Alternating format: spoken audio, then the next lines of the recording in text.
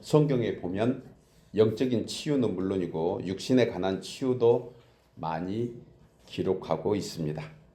따라서 성경에서 주님이 치유하시는 부분과 목적을 크게 세 부분으로 나누어서 생각해 볼 수 있습니다.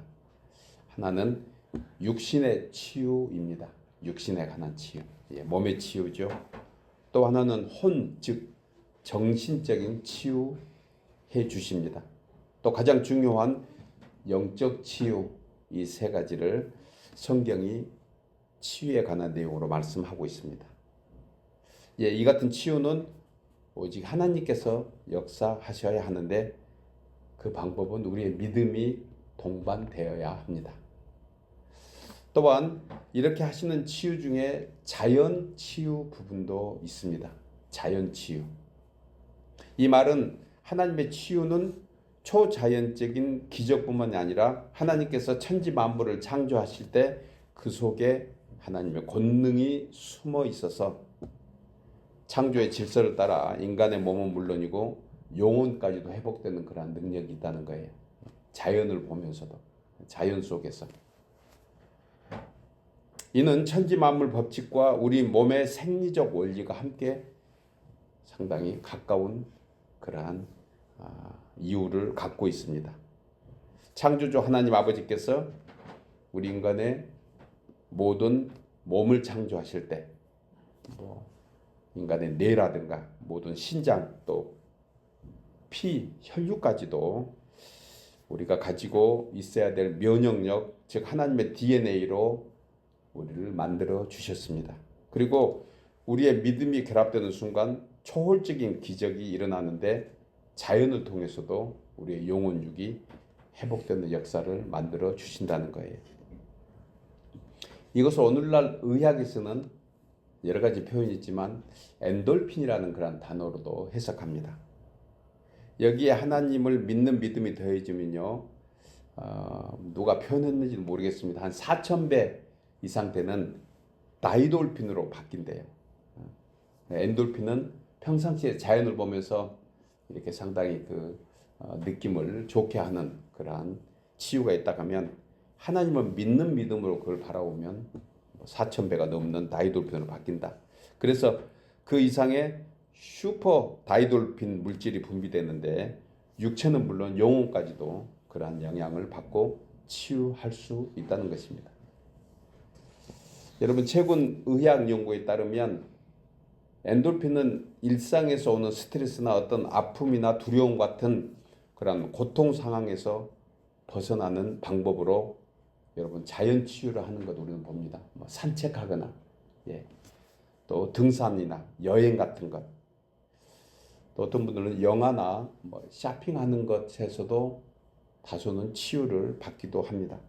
또 좋은 사람들끼리 만나서 맛있는 음식 함께 나누는 것, 이런 것들을 일상에서 우리는 치유함으로 체험하고 있지만 이 이상의 다이돌핀은 모든 인생 여정을 주관하시는 하나님을 믿는 믿음으로 주님의 말씀과 기도로 감사할 때, 그리고 항상 기뻐할 때 그 마음의 영혼이 전인적으로 치유함을 받게 되는 것입니다.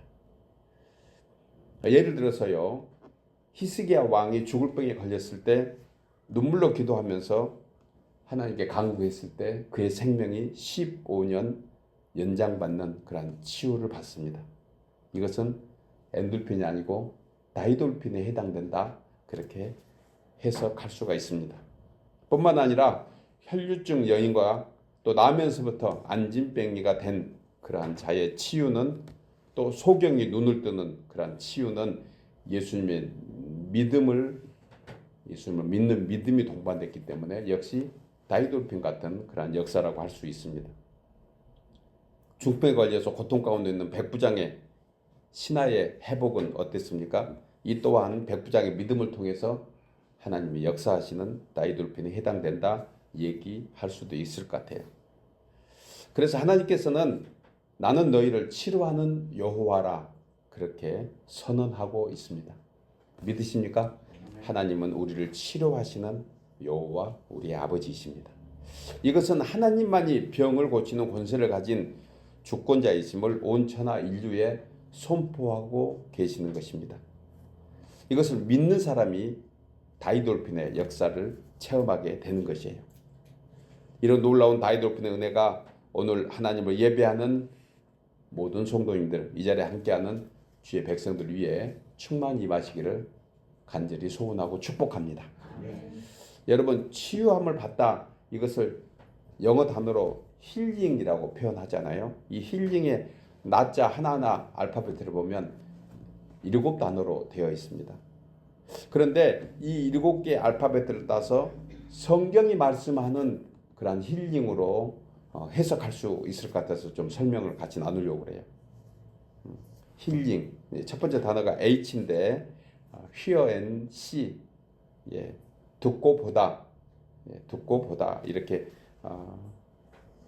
그냥 붙여볼 수가 있을 것 같아요.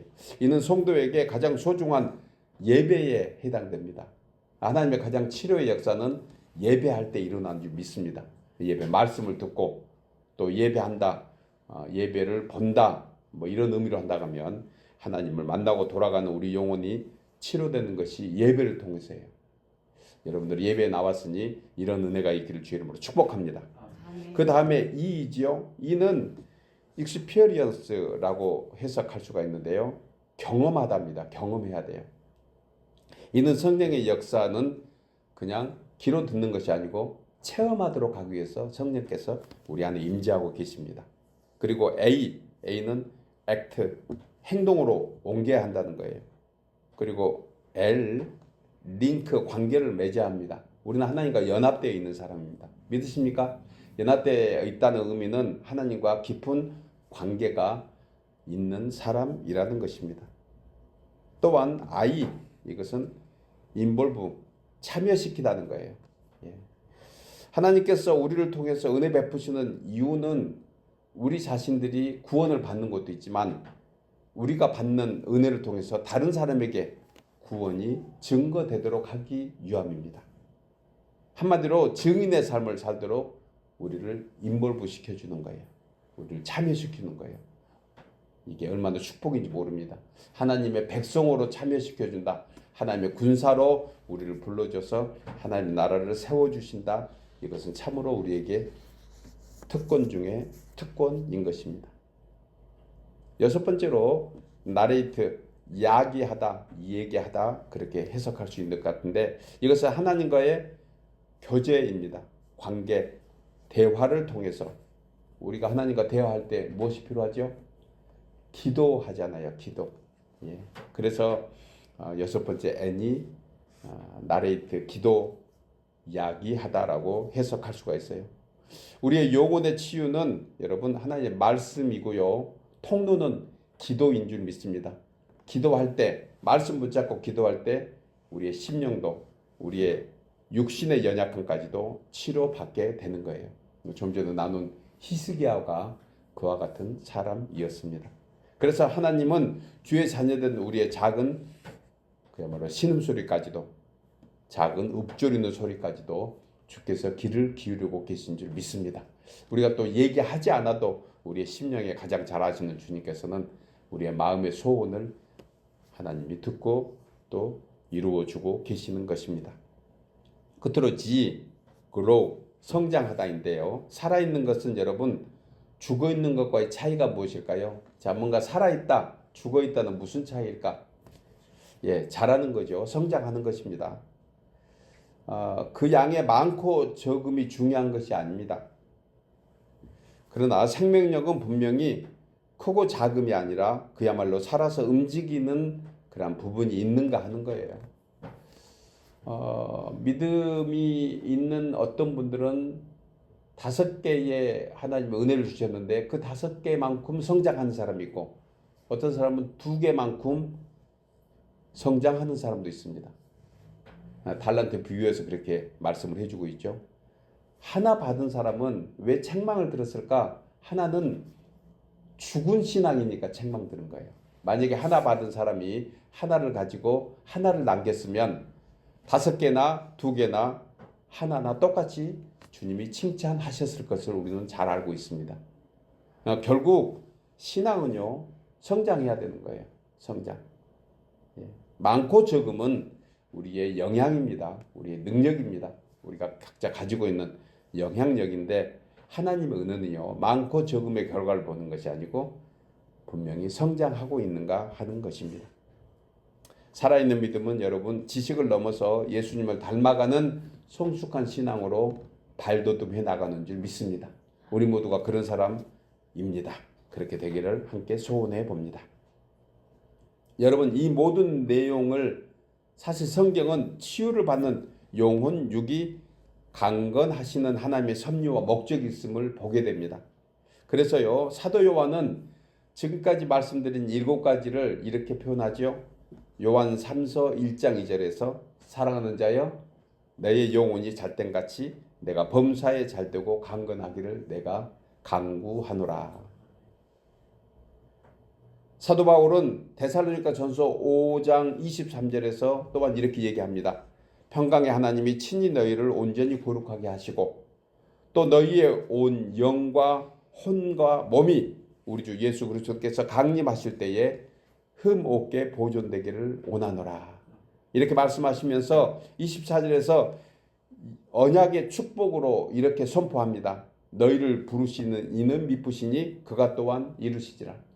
아멘. 우리를 부르시는 분은 신실하시고 변함이 없으신 하나님이십니다. 그리고 이루시는 분은 또한 하나님이시라는 거예요. 그렇다면 여러분, 이처럼 미쁘시고 신실하신 하나님은 엘리사를 통해서 어떤 치유를 하셨을까? 그리고 치유를 받기 위해서 우리는 어떻게 해야 되는가? 함께 생각하면서 3가지로 은혜를 나누려고 합니다. 첫째로 주님께 치유함을 받기 위해서는 정결케 하시는 주님의 보좌 앞에 나와야 합니다. 우리 나누어 읽겠습니다. 주님께 치유함을 받기 위해서는 정결케 하시는 주님의 보좌 앞에 나와야 합니다. 본문 20절에 엘리사가 이르되 새 그릇에 소금을 담아 내게로 가져오라 하매 곧 가져온지라 라고 말씀합니다. 오늘날처럼 과학 문명이 발달하면서 인공유성 같은 그런 첨단 기술로 인해서 지구촌 곳곳의 변화를 관찰할 수 있어서 우리는 지금 우리 손에 핸드폰 그거 하나만 가지고도 전 세계의 모든 동향을 파악할 수 있는 그런 시대에 살고 있습니다. 그렇죠? 오늘 아침에도 이번 주 일기가 어떤가, 오늘 날씨는 어떤가, 오늘은 무슨 옷을 입고 하는 것이 더 지혜로운가 다 살펴보셨죠? 또 지구촌 곳곳에 무슨 일이 일어나고 있는가, 사실 우리는 핸드폰 하나만 가지고도 알 수 있는 그런 시대에 살고 있습니다. 그 중에 가장 이렇게 우리가 친밀하게 자주 볼 수 있는 것 중에 하나가 무엇이냐면 저는 일기예보예요. 일기예보. 기상정보입니다. 아마 갈수록 기상 악화로 인한 자연재해가 더 심해질 것을 우리는 매일 그 기상 일기예보를 보면서 느끼고 있습니다. 이 모든 근원은요, 왜일까? 사실은 환경 오염에서 시작되고 있습니다. 이것은 자연재해 같지만 인재라고도 표현하는 그러한 기상학자들도 많이 있습니다. 우리가 그것을 자초한다는 거죠. 그리고 환경 문제가 심각해지면서 오염된 환경으로 인해서 여러 가지 질병, 여러 가지 바이러스들이 많이 생기고 있습니다. 어느 지역에 지난주에 제가 잠깐 어느 뉴스를 봤는데 그 사자 그 바다 코끼리가 조류 인플루엔자로 인해서 이렇게 죽어간다고 그래요. 저는 처음 들었습니다. 많이 닭이라든가 오리라든가 이런 것은 같은 조류니까 새로 인한 영향을 받는데 바다 사자, 코끼리 같은 그러한 어떤 동물들도 영향을 받고 있다는 거예요. 뿐만 아닙니다. 우리 사람들이 영향을 많이 받는 질병들 중에 이렇게 자연 오염으로 인해서 받는 거 우리는 너무 잘 알고 있잖아요. 그러므로 자연과 인간은 별개가 아니라는 거예요. 자연과 인간은 아주 밀접한 관계가 있다는 사실을 우리는 살아가면서 충분히 경험하고 있습니다. 왜 그럴까?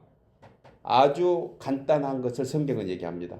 우리 인간은 흙으로 지음 받았기 때문에 그렇습니다.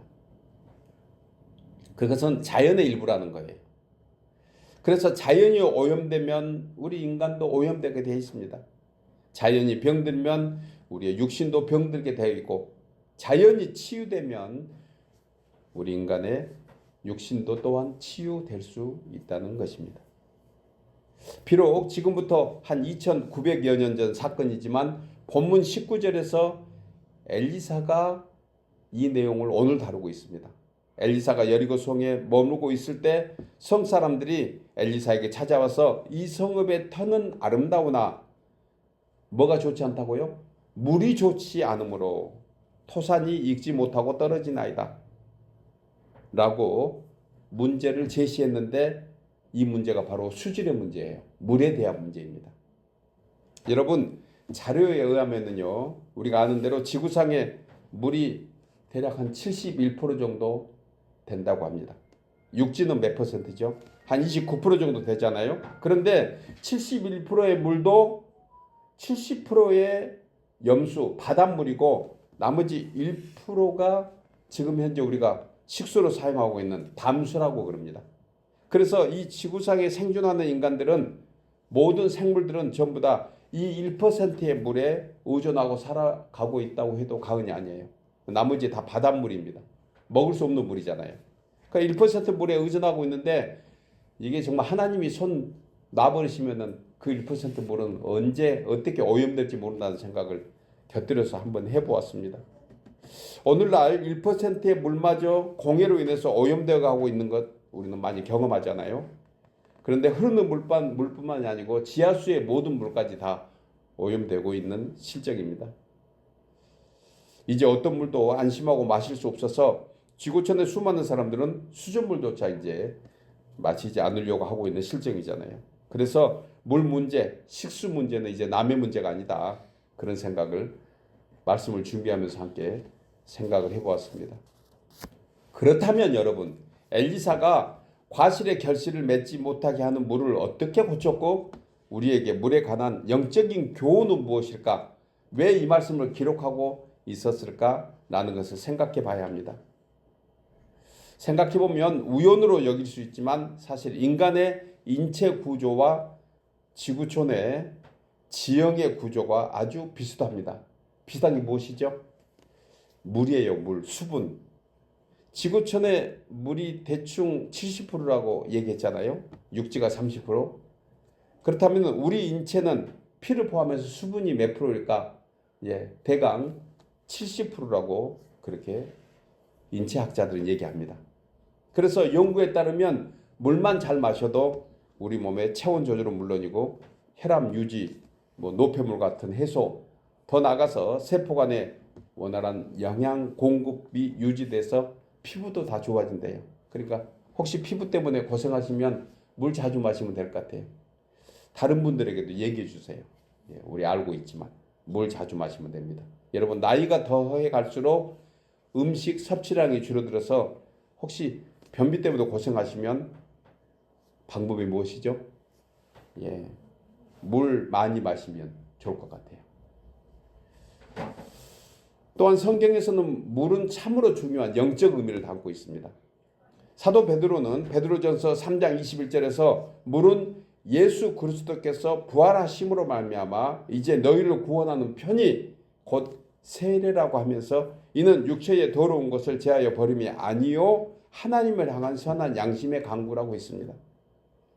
이 의미는요, 노아 홍수를 비유로 하신 말씀인데 한마디로 예수님과 연합된 성도가 새 생명을 얻는 구원의 증거로서 선한 양심으로 하나님을 향하 찾아가는 것이 바로 세례라는 것을 말씀해 주고 있는 것입니다. 신학자 벤젤은 이에 관해서 물 세례는 오직 예수님께서 정하신 것으로 심령의 죄를 씻어내므로 그 은혜를 입은 성도는 선한 양심으로 회복되어 가므로 그 선한 양심을 소유한 우리는 이제 하나님을 찾을 수 있는 근거가 됐다는 겁니다. 공감이 되십니까? 여러분, 하나님을 찾을 수 있는 것은 우리가 바로 물 세례 받았다는 그런 증거인데 그것이 하나님의 구원의 한 표를 우리는 받았기 때문이라는 것입니다. 참으로 은혜로운 해석입니다. 그러므로 우리의 영혼이 치유함을 받기 위해서 정결케 하시는 하나님의 보좌에 나올 수 있는 근거는 무엇일까? 여러분, 바로 우리가 하나님의 자녀되었다는 증거, 세례인 것입니다. 여기서 세례는요, 물 세례 받는 것도 증거이지만 이보다 더 중요한 세례가 바로 성령 세례입니다. 그래서 성도는 이 두 가지 세례가 필요합니다. 우리가 왜 물 세례가 중요할까요? 그것은 세상에 공포한 것입니다. 교회 공동체에 공포하는 거예요. 그래서 반드시 우리 얘기하는 어떤 행사를 치러서 그것이 선포되는 것입니다. 언젠가 설명드릴 때 이 비유로 여러분 남녀가 만나서 같이 사랑을 하고 이제 부부의 인연을 맺을 때 결혼하는 분들도 있지만 그냥 동거하는 분들도 있습니다. 그런데 왜 결혼식이 중요하냐? 그것은 부모님과 가문과 또 이웃과 또 친구들과 이런 데 선포하는 거잖아요. 그래서 필요하다는 겁니다. 이게 오늘날 조금 희미해져가는 우리 젊은이들 보면서 제가 안타깝긴 하는데 여러분 그래서 이런 의식이 전혀 불필요한 것이 아닙니다. 마음으로 살아가면 되지 이걸 모르겠어요. 그렇지만 하나의 성경적 원리에서 하나님의 자녀가 되는 과정에 물 세례가 중요하다는 의식을 갖고 있다 하면 저는 우리 젊은 분들한테 늘 그렇게 권합니다. 두 분이 사랑하고 또 연을 맺고 같이 부부로 살기를 소원했다 하면 일단 결혼식은 크고 화려한 것이 아니고 그래도 가문과 소소하게라도 해야 되지 않느냐 이런 얘기를 하는 이유가 바로 여기에 있습니다. 또 하나는 성령 세례예요. 성령 세례는 영적 세계에 선포하는 것입니다. 그것은 하나님과 영적 세계에서 아는 세례라는 것입니다. 그래서 이 세례는 무엇보다도 중요한 것이 하나님의 자녀된 증거는 바로 성령 세례를 받는 것이 그 근거이기 때문에 그런 것입니다. 여러분 우리의 영혼 육은 이 두 가지 세례가 참으로 중요합니다. 그래서 물 세례 그것도 중요하고 성령 세례도 중요합니다. 이것이 바로 하나님께 담대히 나갈 수 있는 하나님의 자녀로 살아간다는 그것을 사도 베드로는 선한 양심이다 이렇게 표현하는 것인데 우리는 이미 하나님 안에서 선한 양심으로 살아갈 수 있는 사람이 된 줄 믿습니다. 그래서 본절에서 우리의 눈길을 끄는 표현이 있는데 새 그릇과 소금입니다. 새 그릇과 소금 도대체 이게 무슨 뜻인가? 엘리사는 물을 고치기 위한 수단으로 새 그릇과 소금을 요구했는데 이 말씀을 들은 백성들은 즉시 준비해서 가지고 왔습니다. 그리고 물을 고치기 위한 소량의 소금이 무슨 소용이 있겠는가? 사실은 조금 의심할 수도 있겠죠. 이때 물은 그냥 단순히 어느 한 바가지의 물이 아니거든요. 위에서부터 흘러내려오고 있는 참으로 어찌 보면 그 양에 대해서 표현을 하지 않지만 아주 상당히 많은 시냇물, 강물 같은 거라고 해도 우리는 생각할 수가 있습니다. 그래서 새 그릇에 담은 소금이 무슨 의미가 있는가는 참으로 중요합니다. 성경에서 소금이 사용된 용도를 보면은요, 음식물의 양념이나 제사 용품 같은 것, 또 신생아의 소독제로 성경은 그것을 얘기합니다. 또 방부제, 부패하는 것을 막는 방부제 등으로 사용되고 있습니다. 그런데 본문의 경우에서는 소금은 청결을 의미합니다. 정결한 걸 의미해요. 그리고 새 그릇 역시 전적으로 깨끗하고 정결한 수단을 상징하고 있습니다. 그러므로 엘리사가 치유를 위한 요구는 새 그릇과 소금은 치유의 역사를 위한 깨끗하고 정결한 수단이라는 거예요. 주님이 우리에게 소금을 요구하고 있습니다. 그래서 우리는 우리의 마음에 늘 하나님의 소금이 있음을 알아야 합니다. 그래서 소금이 맛을 잃으면 아무것도 아니라는 거예요. 소금이. 그러므로 엘리사가 치유하기 위해서 요구한 새 그릇과 소금은 치유의 역사를 위한 정결한 수단으로 상징되고 있다. 그러기 위해서는 가장 먼저 우리의 죄를 자복해야 합니다. 그리고 자복하도록 되어 있습니다. 소금이 들어가는 순간에 정결하게 되니까. 다윗은 범죄한 후에 자신의 죄를 이렇게 고백하지요. 주의 얼굴을 내 죄에서 돌이키시고 내 모든 죄악을 지켜주소서. 하나님이여 내 속에 정한 마음을 창조하시고 내 안에 정직한 영을 새롭게 하소서 라고 간구하면서 나를 주 앞에 쫓아내지 마시고 주의 성령을 내게서 거두지 마옵소서. 시편 이 고백이 우리의 고백이 되어야 합니다. 여러분 정직한 영은 십자가의 보혈의 은총을 입고 맑고 정결한 심령이 되었고, 그리고 이로 인해서 우리가 지금 예배 자리에 나와 하나님의 보좌 앞에 담대히 우리가 기도하며 우리의 소원을 아뢰고 있는 줄 믿습니다. 이것이 바로 하나님 앞에 담대함을 입는, 그래서 정결한 심령만이 주님을 예배할 수 있는 그러한 은혜를 입은 것입니다. 사랑하는 여러분, 예수 그리스도의 십자가 보혈로 우리의 모든 죄를 정결케 하시고 때를 따라 돕는 그러한 은혜를 주시는 하나님의 보좌 앞에 담대히 우리 나와 있습니다. 그리고 우리의 연약함을 주님께서 친히 체휼하셨기 때문에 우리의 연약함이 무엇인지 아시는 주님께서 우리의 영혼육을 치유해 주시고 오늘도 하나님의 자녀로 회복시켜 주고 계시는 줄 믿습니다. 이런 은혜가 오늘 예배하는 우리 모두에게 있기를 소원하면서 축복합니다. 두 번째로, 주님께 치유함을 받기 위해서는 생명의 근원 되시는 주님 앞에 믿음으로 맡겨야 합니다. 나누어 읽겠습니다. 주님께 치유함을 받기 위해서는 생명의 근원 되시는 주님 앞에 믿음으로 맡겨야 합니다. 본문 21절 상반절에서 엘리사가 물 근원으로 나아가서 소금을 그 가운데에 던지며 라고 얘기합니다. 본절에서 엘리사는 흘러가는 그런 물을 변화시키는 그런 방법 중에 하나가 물 근원으로 간 거예요. 흐르는 물에다가 변화시켜서는 아무 소용이 없다는 것입니다. 위에 물을 흘려주는 근원이 중요하다는 거예요. 그래서 물 근원으로 나가서 여호와의 능력을 행사했는데 이것은 아주 중요한 의미를 담고 있습니다. 여러분 생각해 보면요, 만일 엘리사가 시냇물의 중간이라든가 시냇물의 끝에 소금을 던졌다 뿌렸다 하면은 그것은 효과가 있었을까? 아닐 거예요. 흘러가 버리니까.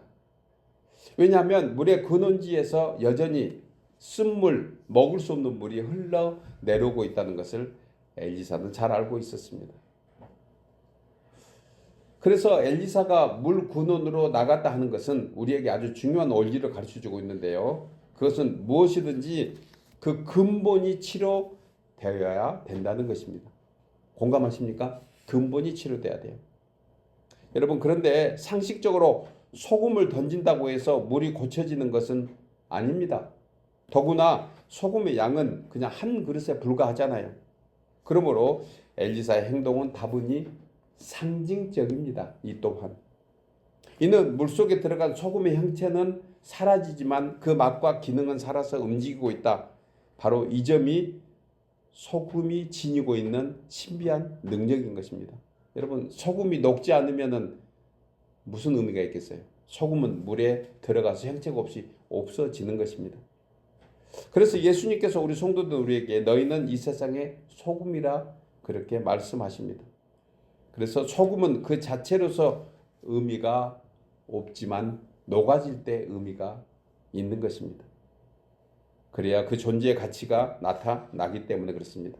그러므로 예수님의 말씀이 의미하는 바는 우리가 세상 속에 들어가 성도로서 그리스도인으로서 영향력을 발휘했을 때 비로소 우리도 살고 세상도 사는 그러한 영향력의 사람이 되는 것입니다. 여러분, 우리가 왜 녹아지지 않을까? 우리가 의미적으로 보면 인간이 교만하면 녹지 않습니다. 자아가 너무 강하면 녹아질 수가 없습니다. 일시적으로 우리는 녹는 척하지만 사실은 우리의 근본에 녹지 못하는, 하나님께 온전히 바치지 못하는 이유는 우리의 교만과 자아가 있어서 그런 것이 아닌가, 그런 생각을 함께 나눠볼 수 있습니다. 그러나 성경은 철저하게 자신을 하나님께 맡기고 그 속에 녹을 때 오히려 귀한 가치가 있음을 우리에게 깨닫게 해주십니다.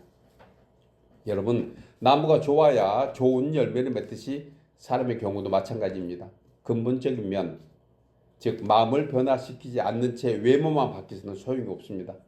외모만 바꾸는 것은 사람에게는 그렇게 보일지 몰라도 하나님의 시선에는 별로 하나님께 감동이 되지 못합니다. 우리의 마음속, 우리의 심령이 바꿔야 합니다. 그래서 새 그릇에 소금을 담아라 한 것입니다. 오늘날 의술이 발달하면서 각광을 받고 있는 치료법, 이거 체조법 중에 현상치료 그리고 원천치료가 있다고 합니다. 혼자 제가 말씀을 준비하다가 그러면 이 의미는 무엇인가? 예, 현상 치료는 서양 의술에 가깝지 않는가? 그러면 원천 치료는 동양 의술일 것이다 하는 생각을 함께 해볼 수가 있습니다. 동양 의술이 근원적인 치료에 더 가깝기 때문에 그렇습니다. 우리가 살아오면서 많이 경험하죠.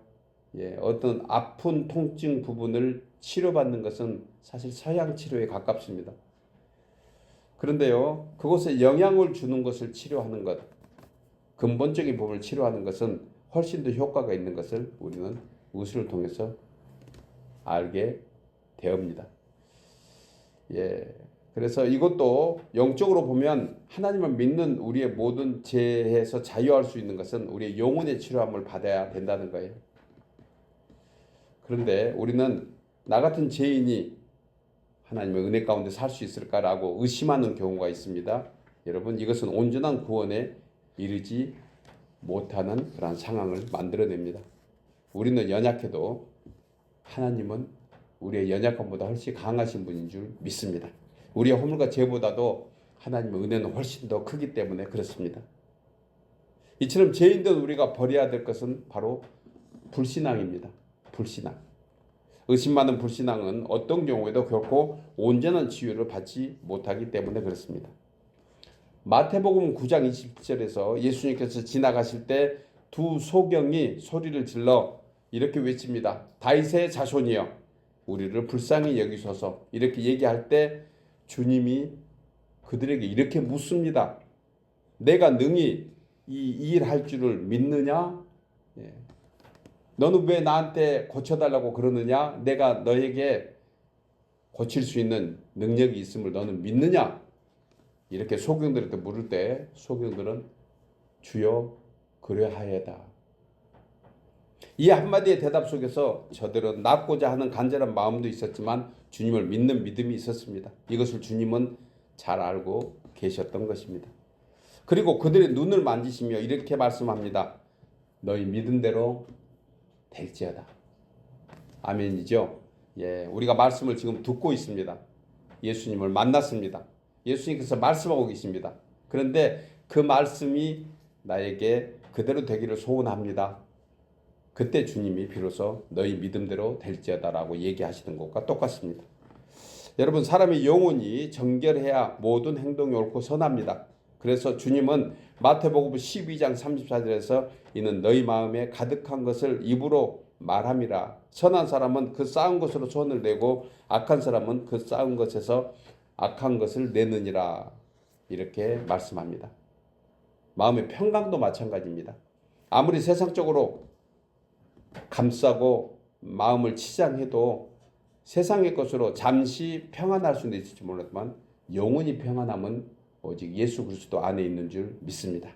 사랑하는 여러분, 엘리사는 물 근원을 깨끗하게 할 때 물 전체가 깨끗해질 것을 확신했듯이 연약한 우리들의 허물과 죄는 온전히 치유하시고 회복되시는 주님 앞으로 우리는 가까이 더 나가야 합니다.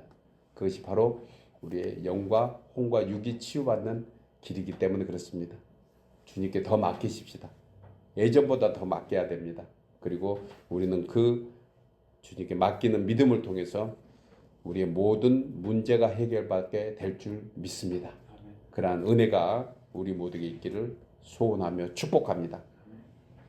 마지막 세 번째로 주님께 치유함을 받기 위해서는 하나님의 말씀의 권능을 따라 순종해야 합니다. 나누어 읽겠습니다. 주님께 치유함을 받기 위해서는 하나님의 말씀에 권능을 따라 순종해야 합니다. 본문 21절 하반절에 여호와의 말씀이 내가 이 물을 고쳤으니 이로부터 다시는 죽음이나 열매를 맺지 못함이 없을지니라 하셨느니라 하니 그 물이 엘리사가 한 말과 같이 고쳐져서 오늘에 이르렀더라. 본절에서 엘리사는 물을 고치는 기적을 자기 자신의 능력으로 한 것처럼 전혀 얘기하고 있지 않습니다.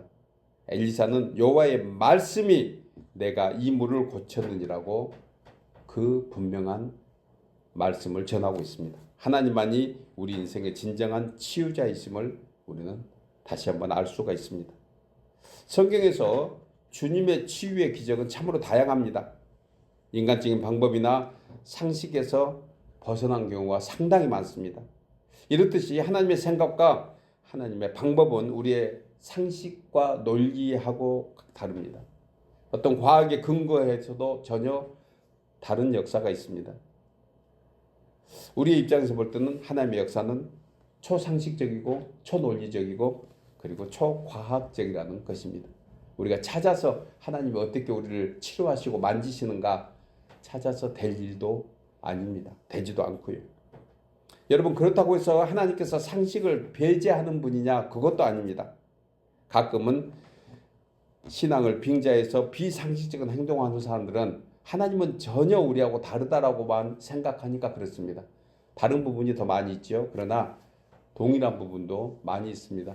우리에게는 그런 지각을 주셨기 때문에 그렇다는 거예요.